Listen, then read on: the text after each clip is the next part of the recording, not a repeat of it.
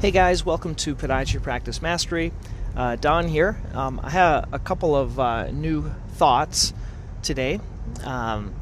One was on, it's an idea, it's kind of a takeaway from a patient testimonial. I don't know about you, but I kind of have a hard time getting patient testimonials. I see the benefit of them, but it's just kind of a cumbersome task to have them record it and then kind of upload it, and then where am I going to put it, and then how am I going to give it to patients. So I was recently talking to my friend Ross, and I think you've heard about Ross if you've been listening to any of these, but Ross is in insurance sales, and he does something similar, which is called a case study. And what I like about this is a case study. I can do case studies on like the most common diagnoses or most common conditions, and it's not a testimonial, but it's more just kind of walking through the case of a patient, how long they had the pain, what they did before, what treatments we did, how they got better, how their pain level reduced, everything else like that, showing x-rays, showing ultrasound, things like that. And it's depatientized. There's no patient information on it, and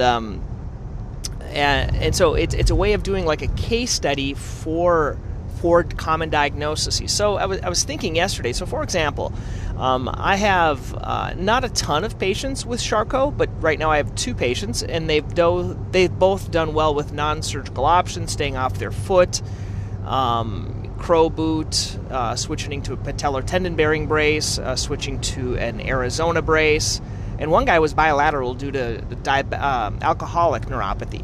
And so it was a long haul. I got the x-rays, everything else like that. So this could be easily put into a case study. And then if I have another patient with a similar condition, I can kind of share this case study with them, because a lot of times patients like to see what others went through in the whole process versus what we tell them, and a lot of times we forget about all the details. So if we could delineate this process in either a video or a print case study, that might be a good idea.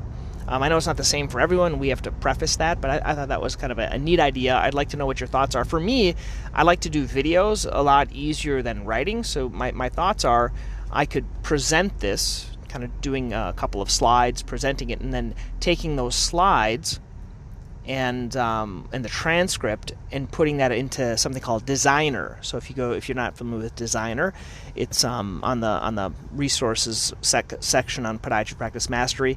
So basically, you take the transcript, and the easy way is you upload it to YouTube, and you copy the transcript off of the auto transcription, and then you take the slides and you input them into Designer, and it makes a nice little PDF thing. So that could be your case study.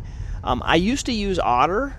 You could still use Otter as well. You could just record it, but they don't have this linking with Zoom anymore, and that made it a lot easier for me. But you could just turn on Otter. That would probably be an easier option. So as you're recording your video, you could just record the audio at the same time. Otter.io. That's once again in the recommendations section of Podiatry Practice Mastery. So that's kind of how I'll do it. And once I do one, I'm going to do one this next week, and I'll share it with you guys. The other thought is doing a kind of a monthly practice analysis. And within Strategic Coach, we talk about like dials, but basically these are like the key metric numbers that we all have. And we kind of look at them, and we tend to look at them as we're in November, kind of looking at the end of the year, and we'll just say, oh yeah, we had a good year, or we had a bad year. That's kind of a not so strategic way of looking at it. There is a better way. We actually get these key metric numbers every month. So if you guys are interested, what I can do is I can kind of put up some of my key metrics to show kind of what's working for me. And it's kind of a vulnerable thing, but I'd like to know if you guys wanted to share yours too, or at least tell me what's working with yours, because it's not all about me here. But I was going to put up mine in kind of like an overview, or like not really a checklist, but just like a panoramic of like what the key, like for example, my key metrics I look at are my per visit value. I look at how much I like the gross and then the net of what I build. And usually these are lagging numbers, so they're about 30 days behind. Then I'll look at like the orthotics, I'll look at my shock waves, these high ticket items. And then I like to evaluate what type of marketing thing I did during the month, kind of what worked, what didn't work, and any improvements. So I'm thinking this would be something that would be beneficial for the audience here as well, and it's going to actually give me a little bit more of accountability because I have to do it for someone. And it's pretty easy to do. I was thinking about doing it just on like a Google slide because I already have these like slides done, and so I can just type things in there. And so I'll do one for you guys, and I'd like to know your feedback if this is beneficial. I'd like to know what kind of your key metrics are. Those are the things that I look at. I don't know if you guys look at other things that are more important that I could even add to it. I just pull these from Athena, and they give me these reports once a month, and we just kind of compare our numbers. Okay, guys, hope these are helpful. These resources, you can find them on Podiatry Practice Mastery.